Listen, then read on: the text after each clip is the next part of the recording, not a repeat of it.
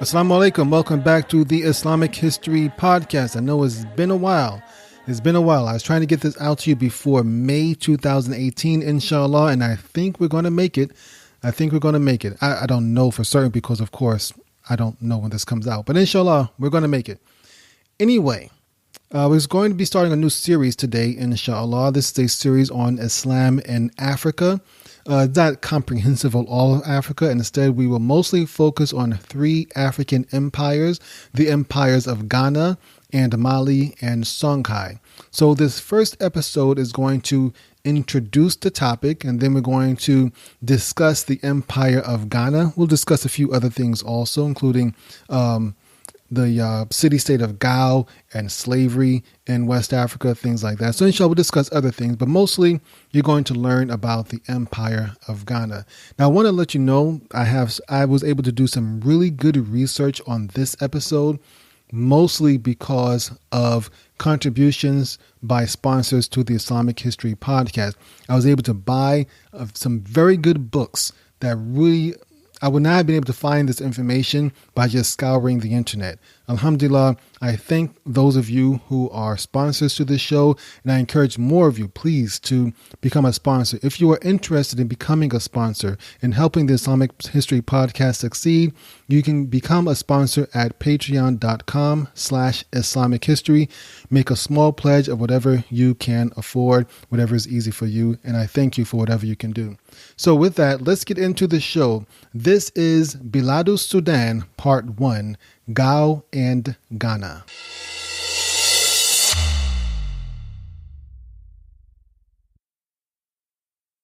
Biladus Sudan, Part 1. For many people, the idea of Islam in sub-Saharan Africa is a mystery. We know that Islam dominates in several African nations, including Senegal, Somalia, and Mali. And we know there are large Muslim populations in other nations like Nigeria, Ethiopia, and the Republic of Ghana. But few of us are familiar with the fascinating history of Islam in sub-Saharan Africa. Far too many people, including Muslims, think Africa is a dark void, unknown and uncivilized before the European colonists. This could not be further from the truth. There were cities, kingdoms, and even empires in Africa long before Christopher Columbus was born. And many of them were ruled by dark-skinned African Muslims. Ignorance about Islam in sub-Saharan Africa is one problem. More troubling are the stereotypes, biases, and outright falsehoods that linger about Islam and its relationship with the African continent. There are well-meaning Muslims who rightly believe Islam is a unifying force where race and ethnicity have nothing to do with character and righteousness. While this is true on an abstract level, in reality, tribalism and racism have long plagued the Muslim world, including Africa. There are also non-Muslims who have a negative perception of Islam in Africa. They see Islam as a foreign Arab religion that trampled the African way of life and enslaved them by the millions. We will discuss slavery and the role that race and religion played. But you should know that African Muslim society was not trampled by Islam. If anything, African Muslim societies have flourished and developed a distinct way of life that is very different from their Arab counterparts. We shall see how Islam came to this area. We shall see how Islam changed the people and politics of this area. And we shall see how Islam in Africa changed the world. This is Biladus Sudan, the land of the blacks. The sources. Before Christianity and Islam, there were no fully developed writing systems in sub-Saharan Africa. If any did exist, they are as yet unknown today. But the lack of a writing system did not prevent Africans from recording, sharing, and keeping track of their history. Oral history, in the form of the griot system, was the preferred method of transmission in much of Africa. The griot was a professional, full-time oral historian, usually bonded in service to a local chieftain or king. The position of griot was hereditary, with the tools and trade being passed down from father to son. A griot was part singer, part actor, part musician, and part storyteller. His job was to entertain as well as to inform. Much of what we know about ancient West African history comes from the griot stories. Though the griot stories are useful, it can be difficult to discern what portion is factually true, what is allegorical, and what is pure fantasy. Fortunately, there are two other sources that provide information about early West African history. Medieval Arabic writings have been the best source for information about the West African empires. The works of famous scholars such as Ibn Battuta and Abdurrahman as-Sa'di provide us with a good understanding of West Africa at that time. The final source for information is archaeological evidence. Where politics and conditions permit, there are various excavations going on throughout much of West Africa. The people and their religion. We're going to look at 3 African empires, all heavily influenced by Islam. These are the empires of Ghana, Mali, and Songhai. All 3 empires were based in West Africa. Most of the people in these empires were from different Mandi subgroups. The Mandi, found mostly in West Africa, are one of the largest ethnic groups on the continent. Most Mandi subgroups observed a highly organized caste system. This system included royalty, nobles, merchants, smiths, artisans, peasants, and slaves. The Mandi generally socialized and married within their own caste. There was very little opportunity for someone from a lower caste to move to a higher one. The only exception were Islamic scholars. Any male could become an Islamic scholar if they were able to obtain the knowledge. The Soninke are one of the most important Mandi groups and were the largest ethnic group in the Empire of Ghana. The Soninke are mostly Muslim and can be found in the modern nations of Mali, Mauritania, Senegal, Côte d'Ivoire, Gambia, Burkina Faso, Guinea, and Guinea-Bissau. The Malinke, numbering almost 35 million people today, are one of the largest Mandi groups. They are often known by other names including Mandinka, Manding, and Mandingo. The Malinke made up the largest ethnic group within the Empire of Mali. Today, most Malinke are still found in the modern Republic of Mali. But there are also large populations of Malinke in Gambia, Guinea, Côte d'Ivoire, and Burkina Faso. The Malinke were one of the first African peoples to accept Islam. They would go on to build the University of Sankore in Timbuktu, one of the oldest Islamic universities in the world. Another important Mandi group is the Songhai. The word Songhai was originally the name of the ruling class of the Songhai Empire. But over time, the various subjects within the empire took on the same name. The Songhai have had a long and tumultuous history with the Berbers of North Africa. Through centuries of fighting and intermarriage, the Songhai have absorbed some of the Berber lineage and language. All of this makes the Songhai one of the most unique ethnic groups in Africa. The Soninke, Malinke, and Songhai are mostly Muslim and have been so for centuries. However, the Soso, another Mandi subgroup, used to be animist and were violently anti-Islam. They fought many wars against the empires of Ghana and Mali and committed several atrocities against their Muslim enemies. But today, the Soso are also almost 100% Muslim. In addition to the various Mandi subgroups, there were many other ethnicities found in West Africa. These included significant populations of Arabs, Berbers, as well as other Africans such as the Tukulor, Fulani, Serer, and Wolof. Before the arrival of Islam and Christianity, most Africans practiced one of many traditional African religions, or TAR for short. While many TARs included pagan elements, most of them are some form of animism. Animism is the belief that all things, including animals, plants, and people, contain a spirit. Most TARs incorporated a belief in a supreme being. The Edo of Benin called him Osonabua, or the source and sustainer of the world. The Igbo of Nigeria called him Chukwu, or the great source of life. The Iwi of Togo called him Nanabuluku, or the eternal one. Before accepting Islam, the Soninke of Ghana called him Onyame, meaning the great one. The Soninke believed Onyame created the world and established order in the universe, but then he left the day-to-day running of things to lesser deities. Though the pre-Islamic Soninke were animists, they also held their dead ancestors in high esteem. Though not quite ancestor worship, the pre-Islamic Soninke believed their ancestors' spirits could punish or reward them in this life.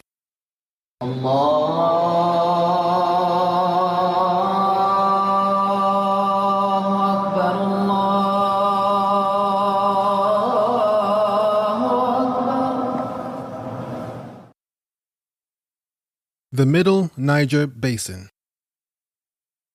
The Guinea Highlands, located on the southern coast of West Africa, is a lush plateau covered in tropical forests and rising 1,500 feet above sea level. It is the source of several rivers, including the Senegal, Gambia, and Niger rivers. The crescent-shaped Niger River is the longest river in West Africa. It begins in the Guinea Highlands, flows north halfway through Mali, then turns sharply south again before emptying into the Gulf of Guinea. The three Muslim African empires were located in the Middle Niger Basin near the apex of the Niger River. This area is known as the Sahel, where the Sahara Desert begins to transition into the African savanna. Though not as deadly as the Sahara is still too dry for large-scale agriculture. However, the Niger River made it perfect for trade. The Niger River connected the tropical regions of the Guinea Highlands with the African empires of the Sahel. From there, trade caravans would cross the Sahara Desert to the kingdoms of North Africa. Muslim merchants would then continue their trade throughout the Mediterranean region and into Europe and Asia. The African cities of the Sahel were the last bit of civilization merchants would see before making the dangerous journey across the Sahara. These same cities would also be the first signs of civilization the merchants saw coming out of the desert. This was how these African Muslim empires thrived. They were an important link in a vast trade network that covered most of the known world. Gao. Gao was a small city-state located in what is today modern Mali. Though Gao never became an empire, it was one of the earliest African kingdoms to accept Islam. According to legend, the first king of Gao was a man named Za-al-Yaman, who used to be one of the pharaoh's magicians. The story of Moses' staff turning into a snake and devouring the magician's illusions is well known to Jews, Christians, and Muslims. According to the Quran, this miracle convinced the magicians that Moses was telling the truth. فألقي السحرة سجدا قالوا آمنا برب هارون وموسى قال آمنتم له قبل أن آذن لكم إنه لكبيركم الذي علمكم السحر فلأقطعن أيديكم وأرجلكم من خلاف ولأصلبنكم في جذوع النخل ولتعلمن أينا أشد عذابا وأبقى قالوا لن نؤثرك على ما جاءنا من البينات والذي فطرنا فاقض ما أنت قاض إنما تقضي هذه الحياة الدنيا إنا آمنا بربنا ليغفر لنا خطايانا وما أكرهتنا عليه من السحر والله خير وأبقى. So the magicians fell down in prostration. They said, "We have believed in the Lord of Aaron and Moses." Pharaoh said, "You have believed him before I gave you permission? Indeed, he is your leader who has taught you magic. So I will surely cut off your hands and your feet on opposite sides, and I will crucify you on the trunks of palm trees, and you will surely know which one of us is more severe in punishment and more enduring. They said, Never will we prefer you over what has come to us of clear proofs and he who created us. So decree whatever you are to decree. You can only decree for this worldly life. Indeed, we have believed in our Lord that he may forgive us our sins and what you compelled us to do with magic, and Allah is better and more enduring. Legend has it that two of these magicians, Za al-Yaman and his brother, fled Egypt and made their way south. They eventually found themselves in West Africa where the local people took them in. When the Africans asked the magicians where they came from, one of them responded, Ja'a min al-Yaman, Arabic for coming from Yemen. The locals thought he was saying his name and took to calling him Za al-Yaman. The West Africans made Za al-Yaman their king, and he ordered them to worship Allah alone. But after he died, the people reverted to their old religion. The original inhabitants of Gao were the Sorko people who traveled up the Niger River, perhaps following fishing patterns. The Sorko, the Gao, and many other ethnic groups would eventually merge to become the Songhai. Kotso Muslim was the 15th king of Gao and the first to accept Islam. He converted to Islam about 400 years after the death of Prophet Muhammad, peace be upon him. After King Kotso, all of the rulers of Gao were Muslim. In fact, the non-Muslim inhabitants of Gao insisted their ruler had to be Muslim. According to Arab travelers of the time, even though the people of Gao did not immediately accept Islam, they would only accept Muslim rulers after King Kotso. The Arab historian al-Bakri described how even though the common people worshipped idols, they would present a ring, a sword, and a copy of the Quran to a newly crowned king. Not surprisingly, most of the people of Gao became Muslim within 70 years. Gao's location on the Niger River made it an ideal spot for caravans transporting goods between West Africa and Egypt. In addition to taxing these merchants, Gao also exported tons of salt. At a time with no refrigeration, salt was almost as valuable as gold. Gao's rapid conversion to Islam may have been spearheaded by the sudden rise of the Almoravids of Morocco. The people of Gao accepted Islam at around the same time the Almoravids were beginning to expand. The Almoravids may have used their military and prestige to influence Muslim kings in sub-Saharan Africa. The Almoravids.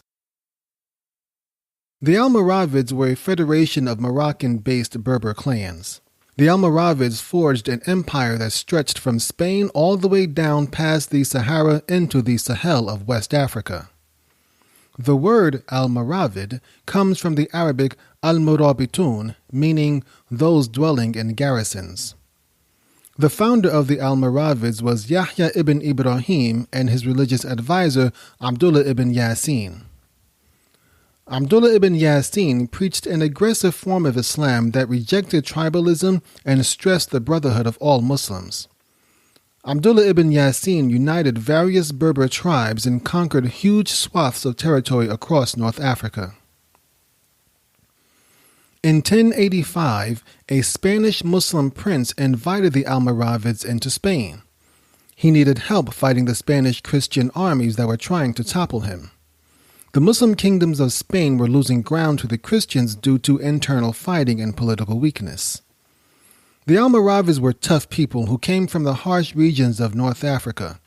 They also adhered to strictly austere Islamic principles. Though they despised the luxurious lifestyle of the Spanish Muslims, they agreed to help.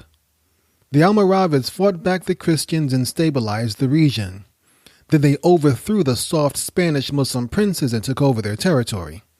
The locals welcomed the Almoravids as the Spanish Muslims had levied high taxes to pay for their luxuries. The Almoravids would continue to play an important role in Spain and Africa for nearly a century. Ghana. Despite its name, the Empire of Ghana had nothing to do with the modern Republic of Ghana. The modern state does not even exist within the traditional borders of the ancient empire. The Empire of Ghana was actually called Wagadu, which means place of herds. Ghana, which means warrior king, was the title of the kings of Wagadu. Arab writers visiting the area named the entire region after its king. Most of the information we have about the Empire of Ghana comes from Muslim Arabs visiting the area. The earliest texts were written in 773, 140 years after the death of Prophet Muhammad. However, the Empire of Ghana existed long before that. While no one knows exactly how old the empire was, an African Muslim scholar writing in 1650 stated there were 22 Ghanaian kings before Islam and 22 Ghanaian kings after Islam. This would put the establishment of the empire at around 300 CE, 3 centuries before the birth of Prophet Muhammad. The capital of the Empire of Ghana was Kumbisali, located in modern-day Mali. At one point, Kumbisali had a population of 15,000 people. The city was an important stop on the trans-Saharan trade routes, and gold, salt, jewelry, and slaves left the city for destinations throughout Africa and beyond.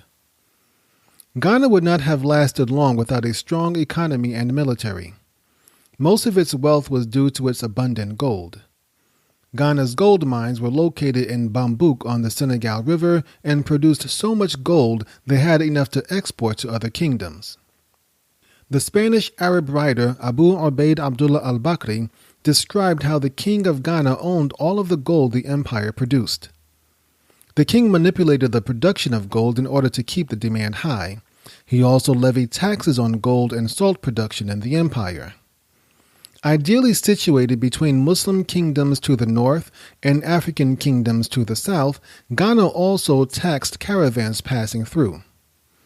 Ghana was a large empire that included several subjugated kingdoms who paid tribute to the king. The empire was divided into 4 provinces, each one with a crown-appointed governor. Nonetheless, the individual kingdoms within Ghana were more or less autonomous. So long as they paid their taxes and assisted in times of war, the Ghanaian king pretty much let them be. The king's primary functions were to rule on royal disputes, negotiate with foreign powers, and levy taxes. Unlike most monarchies, the Empire of Ghana practiced matriarchal ascension. This meant the right to rule passed through the women and not the men. When a king died, his sister's son would ascend the throne. The idea was that while a king may not know for certain his son was truly his son, he knows for certain his nephew was his sister's son. Al-Bakri described the pageantry that followed the king when he entered his court. The guards played drums as he approached. His royal family marched before him, gold thread braided into their hair. People fell on their knees and sprinkled dust on their heads as he passed by. Interestingly, Muslims were exempt from this. They simply clapped their hands to greet the king. The relationship between Ghana and its Muslim citizens was rather peculiar. The king, his royal family, and most of the empire practiced traditional African religions until the year 1076. However, Muslims held a special status within the empire. Islam first came to the Empire of Ghana from North Africa when Arab and Berber merchants ventured south to trade with the Africans. Some of these Muslims settled in Ghana, married local women, and started families. These Muslim merchants had a significant advantage. Whereas non-Muslim African merchants followed various customs and rules in their business, the Muslims followed the uniform code of the Islamic Sharia. This made the Muslims easier to deal with, and their businesses thrived. As the Muslim merchants grew rich and their families grew larger, they started coming together to form their own communities. Before long, an entire section of the capital was sectioned off just for the Muslims. These Muslim neighborhoods were still subject to the king, but enjoyed a certain level of autonomy.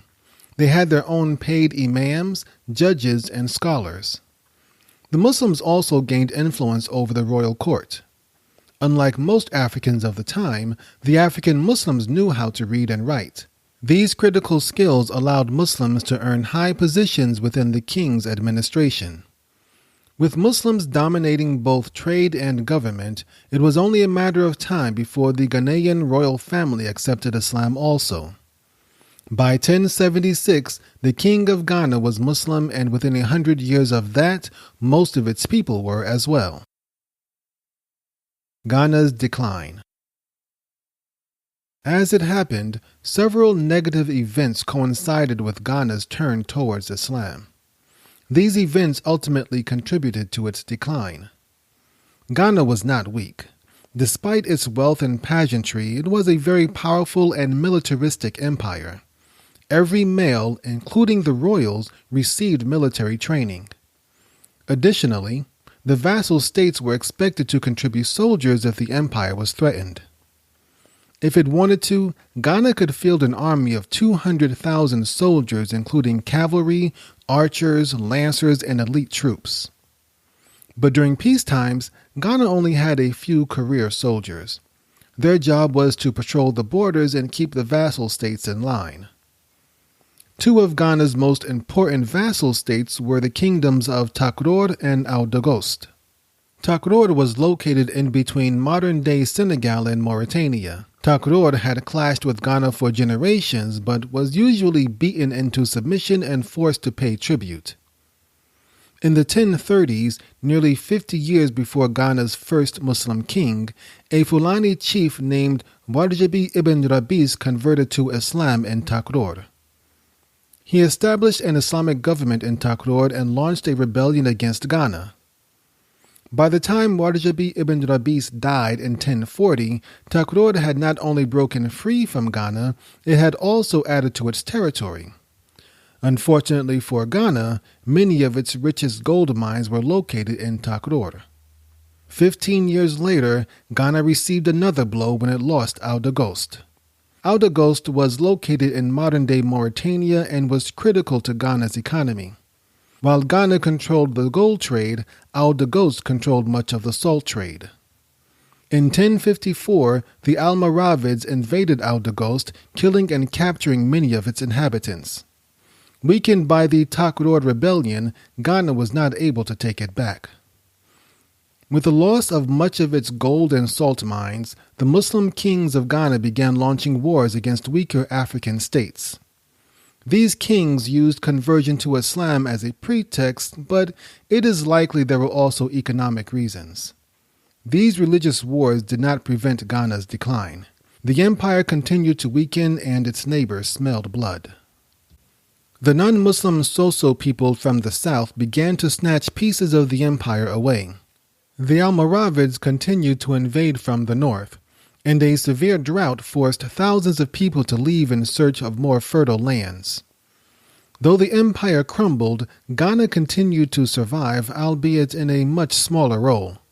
However, an unfortunate consequence of Ghana's religious wars was an increase in slaves. It wasn't long before slavery became a vital part of Ghana's economy.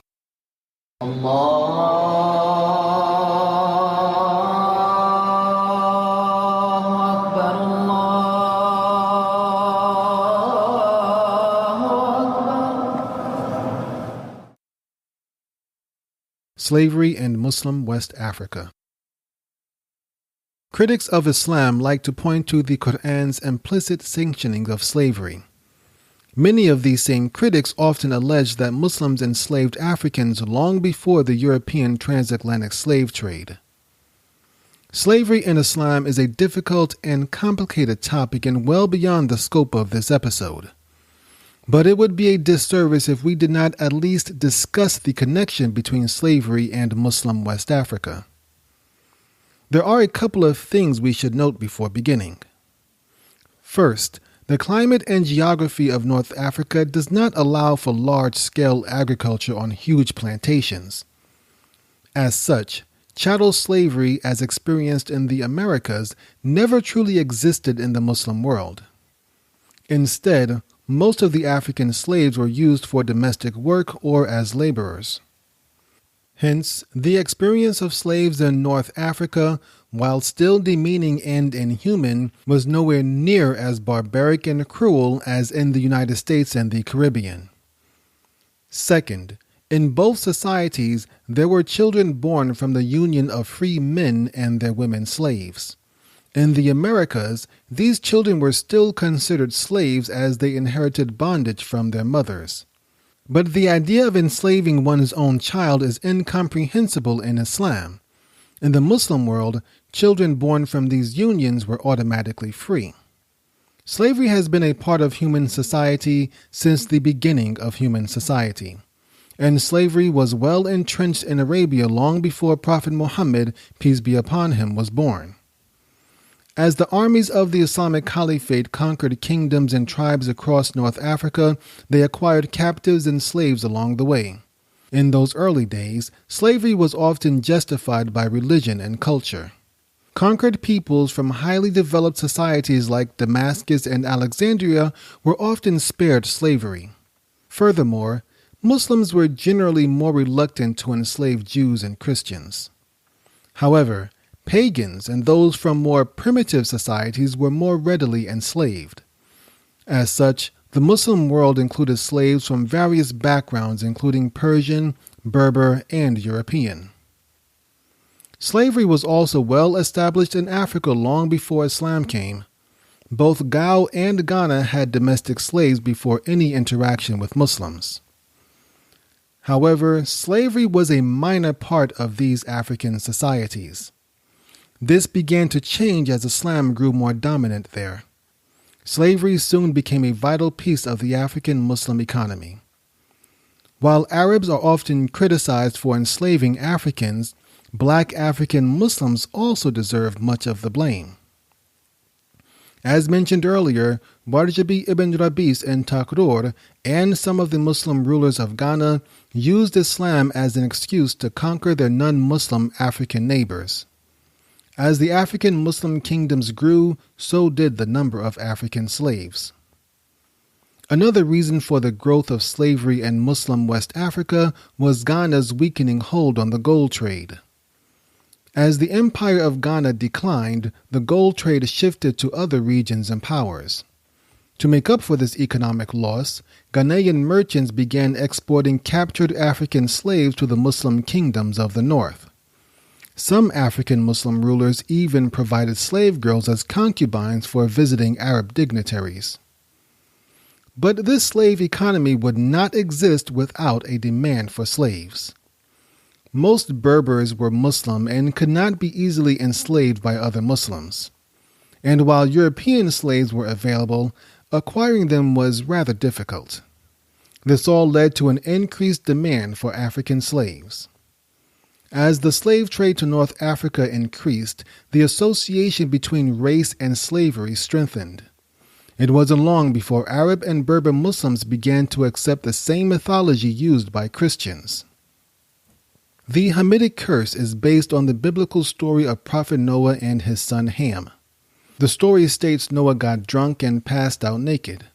Ham saw his father's nakedness and spoke about it to others. When Noah awoke, he was so angry he cursed Ham's children with slavery. Biblical scholars determine the descendants of Ham were the people of Nubia, in other words, Africans. European and American Christians will later use this story as a justification for African slavery. This story does not appear anywhere in the Quran nor in the authentic statements of Prophet Muhammad. Nonetheless, several Muslim scholars adopted the Hamitic curse and used it to dehumanize black Africans. Some even went so far to suggest that being black was part of the curse. Muslim scholarly texts from the medieval era included imaginative and lurid descriptions of African people. Many of them described Africans as ugly and monstrous beasts, uncivilized and barely human. Not all Muslim scholars accepted the Hamitic curse, however. The Tunisian scholar Ibn Khaldun rejected this idea and criticized those Muslims who perpetuated it. Nonetheless, in time, the association between blackness and slavery became entrenched in much of the Muslim world. Even today, many Arabs still refer to blacks as abid, the word for slaves. Sumanguru and the Soso. The Empire of Ghana fell as a result of military pressure from the north in the form of the Almoravids and from the south in the form of the Soso.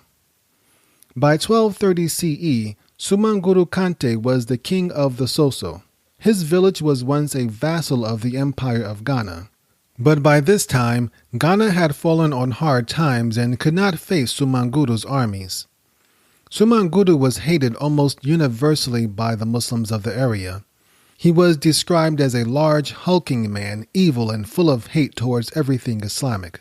Arabic texts from the era called him Sumanguru the Cruel, an evil demon, a plunderer and a sorcerer. He was rumored to tinker with dark magic, kill people whenever he was in a foul mood, rape young women, and torture old men.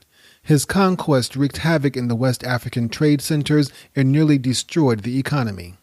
He started by subjugating various local kingdoms in order to gain control of the gold and salt trade. When he had built up enough strength, he turned his sights on Ghana. He invaded the capital of Kumbisali, occupying it and forcing the royal family to flee. Sumanguru then led the Soso against the Muslim Mandinka people.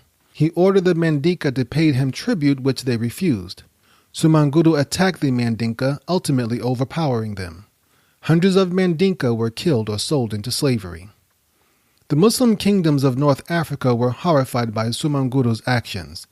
They did not want to do business with this pagan tyrant who ruthlessly killed so many Muslims.